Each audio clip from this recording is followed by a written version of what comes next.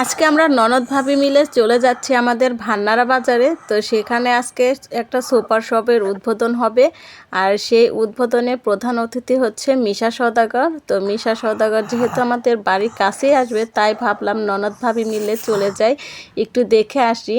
তো এই তো আমরা ভান্নারা বাজারে এসে পড়েছি। তো এসে দেখি আমাদের মতো অনেক পাবলিক আসছে আজকে মিশা সওদাগরকে দেখার জন্য। সুপার শপের ভিতরে অনেক ভিড় ছিল, বাহিরেও ভিড় ছিল, রাস্তা একেবারে ব্লক ছিল। যাই হোক, অনেক কষ্ট করে আমরা ভিতরে ঢুকেছি। আর এই তো আমরা ফার্নিচারের সাইডটায় ঢুকেছি। আর আমরা যখন ছিলাম তখন মিলাদের টাইম ছিল, তো সবাই বলতেছে আপনারা দ্বিতীয় তলায় যান। তো আমরা দ্বিতীয় তলায় গেলাম। তার আগে আপনাদেরকে সুপার শপটা আমি ঘুরিয়ে দেখাচ্ছি।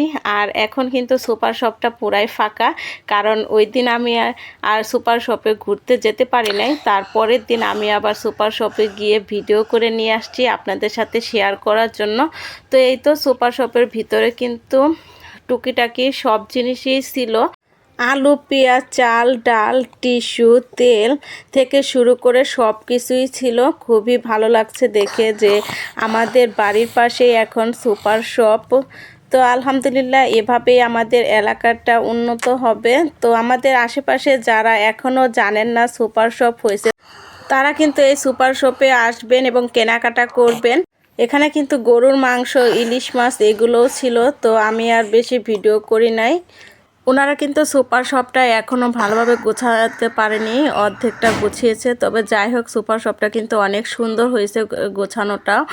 তবে তারপরে আমরা চলে গেলাম উপরে। তো আমি ভাবছিলাম যে উপরে হয়তো মিশা সওদাগর আছে, তো এর জন্য আমি আগে আগে চলে গেছি উপরে। কিন্তু গিয়ে দেখি যে উপরে হচ্ছে মিলাদ, আর মিশা সওদাগর নাকি আমরা আসার আগেই চলে গেছে। তো একটা ডস খাইলাম। তো ডস খেয়ে এখন আমি একটা মিলাদের সম্মুখীন হতে যাচ্ছি। তবে এটা আমার জীবনের একটা নতুন অভিজ্ঞতা যে আমি কোনো একটা শোরুম উদ্বোধনে মিলাদে অংশগ্রহণ করছি।